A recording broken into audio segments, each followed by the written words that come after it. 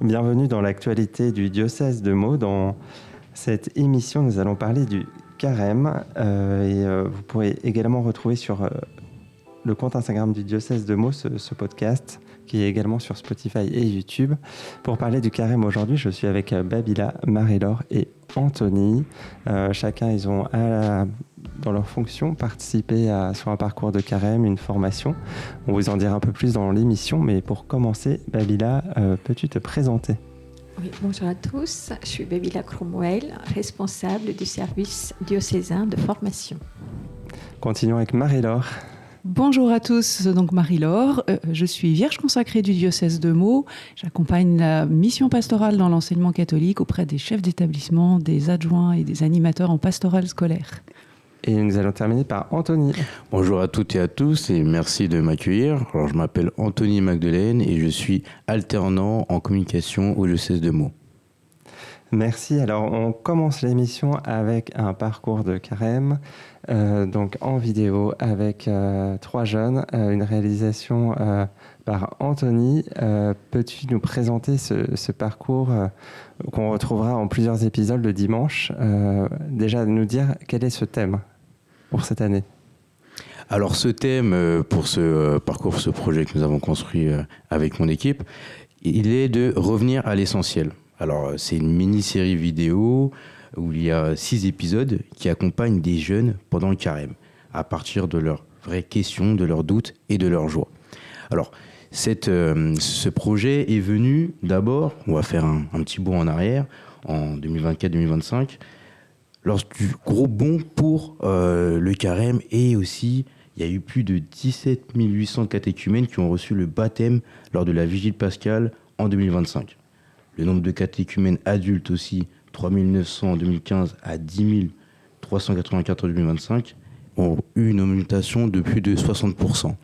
Et d'après cela, on a une conclusion ensemble, se dire que oui, il y a beaucoup de jeunes aujourd'hui qui vont vers le baptême et des adultes. Alors qu'est-ce que nous allons leur proposer en 2026 comme communication ? Et donc c'est venu à cela, on a réfléchi ensemble et on est parti interroger des jeunes pour voir quelles sont leurs questions à l'approche du carême, où ils sont interrogés. Et donc ce qui est beau, c'est que ces 3 personnages que vous allez voir dans cette série, c'est leur vrai témoignage, c'est vraiment leur vie, c'est vraiment leurs questions. Est-ce que tu peux nous donner leur prénom et un peu leurs caractéristiques, on va dire leur caractère, comment ils vivent le carême? Alors, déjà pour donner un petit aperçu. Alors très bien, nous avons Kylian qui a 19 ans. Alors c'est une personne qui est un peu accro aux réseaux sociaux. Il a du mal à lâcher son téléphone. Et donc, durant ce carême, vous allez le voir dans les épisodes, il va comprendre que finalement, il peut laisser de la place au Seigneur, faire silence et réussir à décrocher de son téléphone en ayant confiance en Dieu. Et après, nous avons Sarah qui, elle, se sent illégitime d'aller vers Dieu. Elle pense que sa foi n'est pas assez parfaite pour venir à lui, alors que Dieu l'accueille même malgré ses défauts. Et nous avons aussi David qui, lui, représente cette personne qui a du mal à avoir constamment un rythme de prière dans sa vie. Voilà, il se met à culpabiliser car il a du mal à faire des efforts. Et donc vous allez découvrir aussi à la suite des épisodes que Dieu nous accueille même malgré nos difficultés. Merci Anthony. Et dans cette vidéo, il y a également la participation de Marie-Laure. Vous retrouverez également, ils ne sont pas avec nous ce matin, mais l'évêque Monseigneur Damias et l'évêque auxiliaire Monseigneur de Lille. Marie-Laure, peux-tu nous partager comment tu as vécu cette idée de parcours de carême? Quel message aussi tu voulais adresser aux jeunes? Voilà, nous témoigner, déjà nous donner un avant-goût pour qu'on puisse aussi susciter l'envie d'aller découvrir ces vidéos. Alors, le carême commence aujourd'hui, mercredi des Cendres. Et c'est parti pour 40 jours d'aventure avec le Seigneur. C'est un temps où nous allons changer nos cœurs.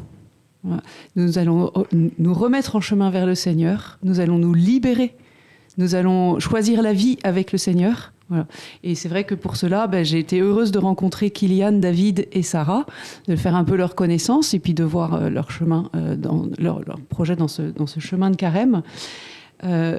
Nous avons tous nos challenges. Je pense que c'est important d'aborder le carême en se disant ça n'est pas un challenge sportif, c'est pas quelque chose où je vais faire beaucoup de choses pour le Seigneur et me donner des défis insurmontables où finalement il y aurait peut-être un petit peu de recherche de moi-même et de satisfaction personnelle, mais plutôt de me laisser dépouiller de tout ce qui me retient dans mon chemin d'union et d'amour avec le Seigneur, me dépouiller de toutes mes addictions, de tout ce qui fait que ma relation avec le Christ patine. Donc vous connaissez les 3 grands piliers du carême, on va réfléchir sur la prière, sur le jeûne, sur le partage. Voilà, quelles sont les petites choses du quotidien que je peux mettre en place pendant ce carême. Mais ce qui est important, c'est pas tellement d'en faire beaucoup, l'important c'est d'en faire peu, mais d'être fidèle et de tenir sur la durée. Merci Marie-Laure pour ça. Est-ce que tu peux nous partager un peu ta participation? Qu'est-ce que tu as dit dans cette vidéo sans tout dévoiler, mais c'est un dur exercice de dire sans dévoiler. Alors, Anthony m'a demandé d'encourager les jeunes. Donc David, Kylian et Sarah à la mi-carême, parce qu'à la mi-carême, souvent, j'ai un peu plus d'expérience que les jeunes, parce que maintenant j'ai un petit peu plus d'années que souvent à la mi-carême, on s'aperçoit que en fait, on n'a pas tenu les belles résolutions qu'on avait prises au début du carême. Donc à la mi-carême, il y a un peu de découragement, voilà, et on se dit j'y arrive pas, ça n'avance pas.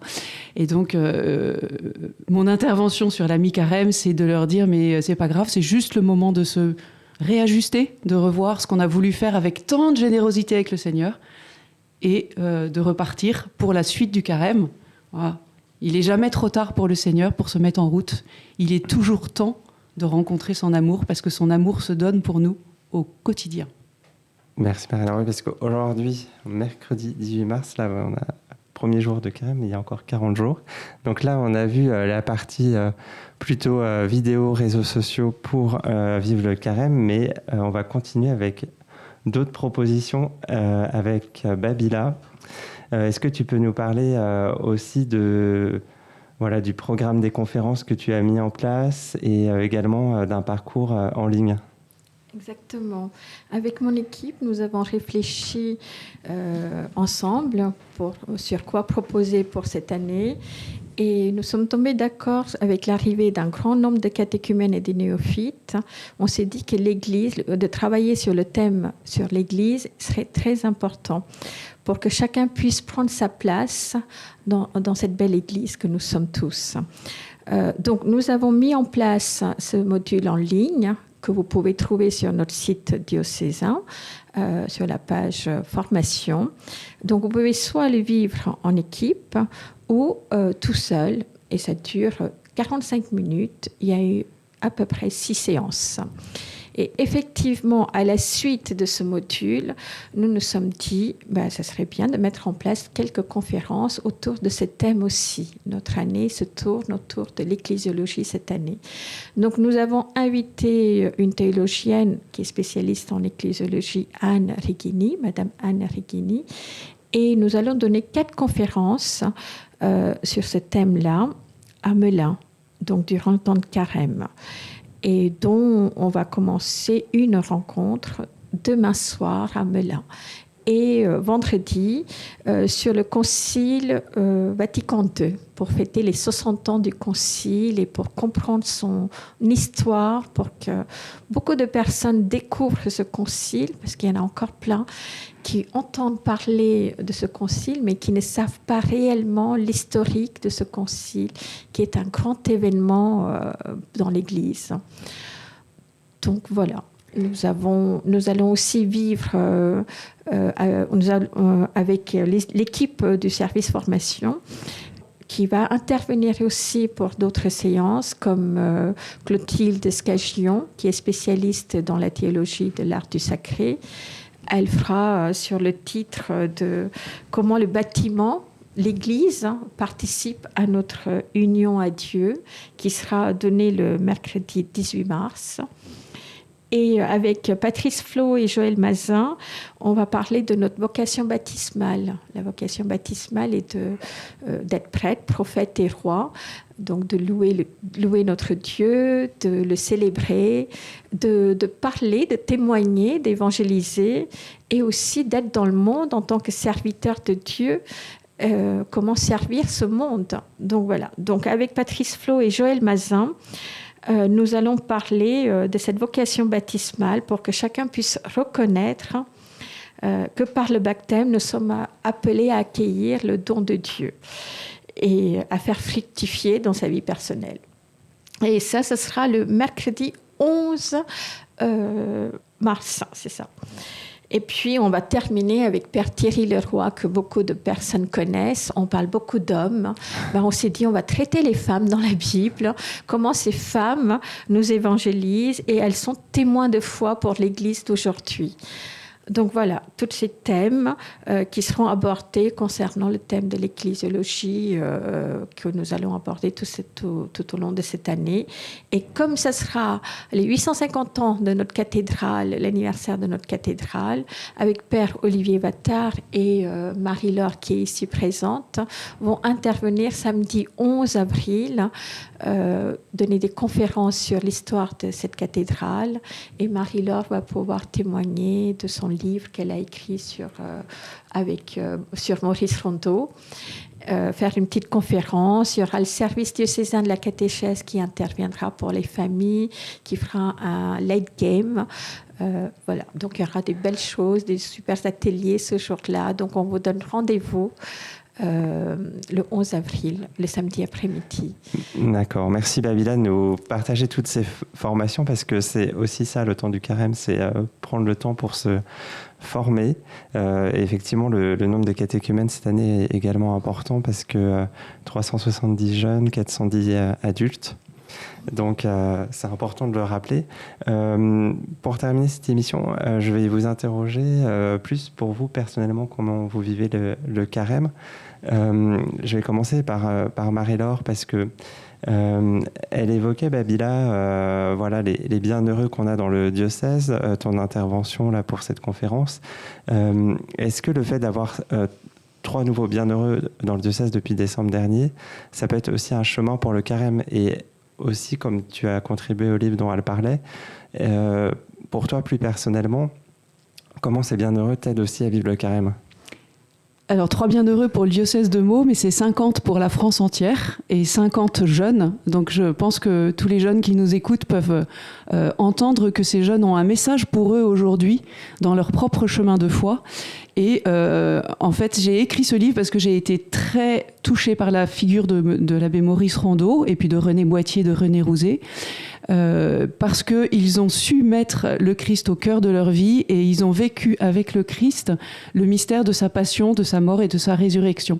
Et en fait, cette béatification et ce livre aujourd'hui, c'est un petit peu donner à ces jeunes une nouvelle mission aujourd'hui de témoignage, de nous montrer comment par leur propre vie chrétienne, leur fidélité à l'amour du Christ, jusqu'au bout dans des conditions très éprouvantes, puisqu'ils sont donc morts martyrs en Allemagne en 1945, eh bien, ils se sont configurés petit à petit au Christ, dans la prière, dans le service, dans le soutien spirituel de leurs frères, dans l'accompagnement, pour Maurice Rondeau qui était prêtre bien sûr, dans le service du ministère.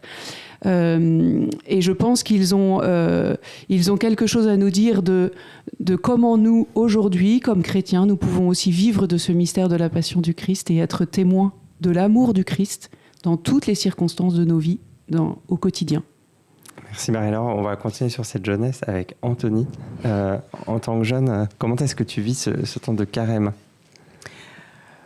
Alors tout d'abord, c'est vrai que souvent, nous les jeunes, on aime être généreux, comme Marie-Laure l'a bien dit, on aime faire beaucoup de choses, mais je pense qu'il est important, et ce que je vais faire durant ce carême, c'est que je vais faire des petites choses, mais je vais essayer vraiment de bien les faire. De bien les faire, et la première chose aussi que j'aimerais réellement améliorer, c'est de regarder comment je traite mon prochain, combien d'amour je lui donne, afin de pouvoir me rapprocher du Christ durant ce carême et de beaucoup prier aussi. Voilà. Et donc, je pense que ça sera centré là-dessus. Merci Anthony. Et on va terminer avec Babila, parce que personnellement, toi, comment tu vas vivre le carême? Parce que tu nous évoquais un peu voilà, tous les outils que tu mets en place. Mais est-ce que toi aussi, dans le service que tu as à l'église de la formation, est-ce que aussi ça donne une autre approche à ta manière de vivre le carême? Bien sûr, Jean-Marcellin, c'est très important pour moi ce temps de se laisser transformer par Dieu. C'est un temps qu'on doit prendre pour soi-même,